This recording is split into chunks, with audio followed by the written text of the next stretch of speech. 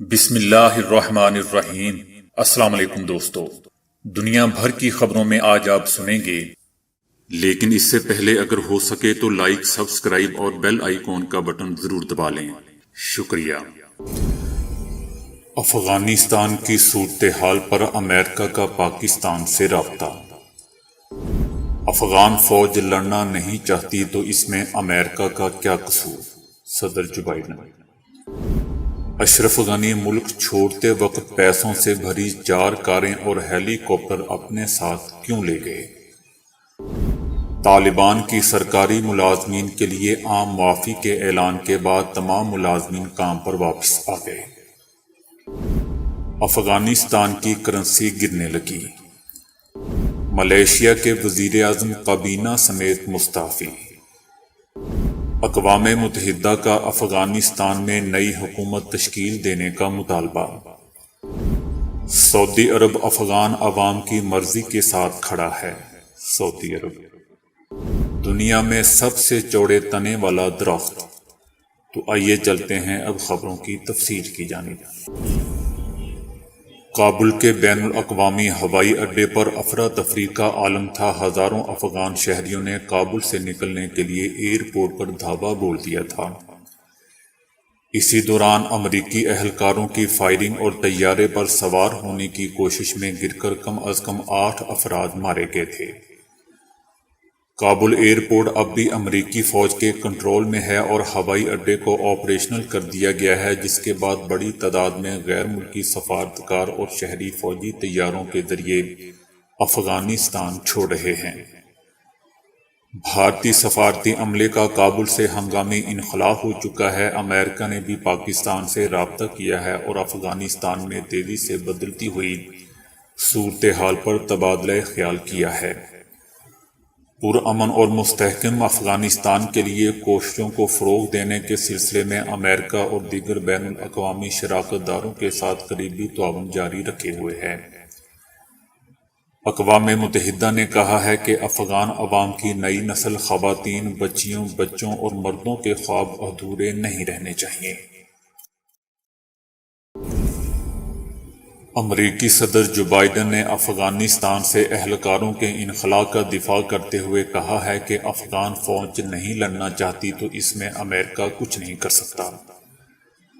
ہم نے انہیں ہتھیار اور 20 سال تک ہر طرح کی تربیت دی۔ افغان فوجیوں کی تنخواہیں تک ہم ادا کرتے رہے۔ وائٹ ہاؤس میں نیوز بریفنگ دیتے ہوئے انہوں نے کہا کہ ہم نے افغان صدر اشرف غنی سے کہا تھا کہ طالبان سے لڑنے کی بجائے مذاکرات کریں، لیکن انہوں نے ہماری بات نہیں مانی۔ امریکی فوج افغان فورسز کے لیے وہ کام نہیں کر سکتی جو وہ خود اپنے لیے کرنا ہی نہیں چاہتی۔ ہمارا افغانستان چھوڑنے کا فیصلہ بالکل درست تھا، اس لیے اس پر تنقید نہ کی جائے اور نہ ہی ہمیں افغان جنگ ختم کرنے کے فیصلے پر کسی قسم کی شرمندگی ہے۔ جو بائیڈن کا کہنا تھا کہ افغان قیادت طالبان کا مقابلہ کرنے کی بجائے ملک سے ہی فرار ہو گئی۔ ہمیں افغان حکومت کے تیزی سے خاتمے پر حیرت ہے۔ ہم نے افغانستان سے اپنا عملہ بلا کر سفارتخانہ بند کر دیا ہے، لیکن اگر طالبان نے ہمارے مفادات پر حملہ کیا تو ہم اس کا بھرپور جواب دیں گے۔ صدر جو بائیڈن کا کہنا تھا کہ وائٹ ہاؤس کی نیشنل سیکیورٹی ٹیم افغانستان کی صورتحال کو بہت قریب سے مانیٹر کر رہی ہے۔ انہوں نے کہا کہ میں آج ملک کو یاد دہانی کروانا چاہتا ہوں کہ افغانستان میں امریکہ کے کیا مفادات تھے۔ 2 دہائی قبل ہم نے افغانستان میں اپنے مشن کا آغاز کیا اور اسے کبھی بھی نیشن بلڈنگ تصور نہیں کیا گیا۔ امریکی صدر نے کہا کہ 20 سال قبل ہم افغانستان ایک واضح مقصد کے ساتھ گئے تھے۔ 9/11 کو ہم پر حملہ کرنے والوں کو کیفر کردار تک پہنچانا اور اس بات کو یقینی بنانا کہ وہ دوبارہ ہم پر حملہ کرنے کے لیے افغانستان کو بنیاد نہ بنائیں، اور ہم نے یہ کیا۔ ہم نے بہت شدت سے ان کا خاتمہ کیا۔ ہم نے کبھی بھی لادن کی تلاش ختم نہیں کی اور آخر کار 1 دہائی پہلے اسے پکڑا۔ افغانستان میں ہمارا مشن کبھی بھی نیشن بلڈنگ نہیں تھا۔ امریکی صدر نے کہا کہ افغانستان پر جتنی تیزی کے ساتھ قبضہ ہوا ہے، ہمیں اس کی امید نہیں تھی۔ ہماری فورسز تیار ہیں افغانستان میں رہنے والے تمام امریکی باشندوں کو وطن واپس لانے کے لیے۔ ہم نے امریکی اور اتحادی ممالک کے باشندوں کے انخلاء کے لیے 6,000 فوجی روانہ کر دیے ہیں۔ صدر جو بائیڈن نے مزید کہا کہ چائنا اور روس کی خواہش ہوگی کہ امریکہ افغانستان میں مزید اربوں ڈالر خرچ کرتا رہے، لیکن یہ ہماری خواہش نہیں ہے۔ امریکی افواج کے انخلاء کی وجہ سے ہمیں تنقید کا نشانہ بنایا جا رہا ہے، لیکن میں اپنے فیصلے پر قائم ہوں۔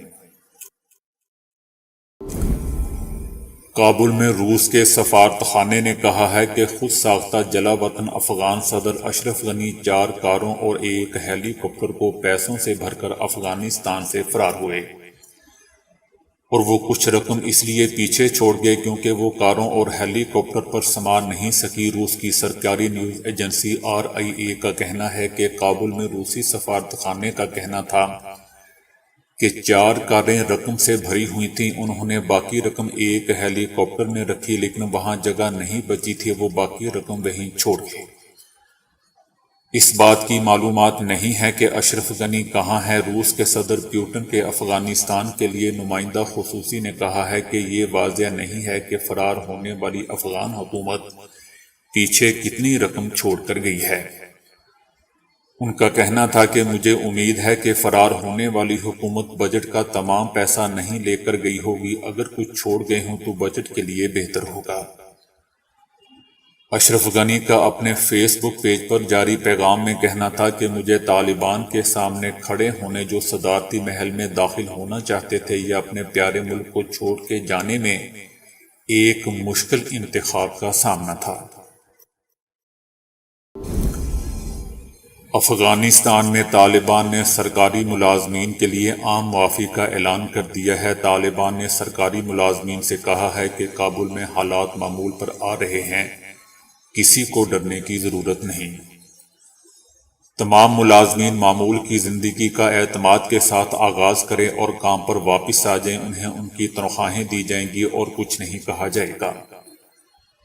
طالبان کی طرف سے سرکاری ملازمین کے نام پیغام میں کہا گیا ہے کہ اپنے اداروں میں نئے سرے سے کام پر آئیں تاہم اپنے خیالات کو 20 سال پہلے کے حالات کے مطابق بحال کریں۔ رشوت، غبن، تکبر، بدعنوانی، سستی، کاہلی اور بے حسی سے بچیں جو پچھلے 20 سال سے کسی کورونا کی طرح سرکاری اداروں میں پھیلی ہوئی تھی۔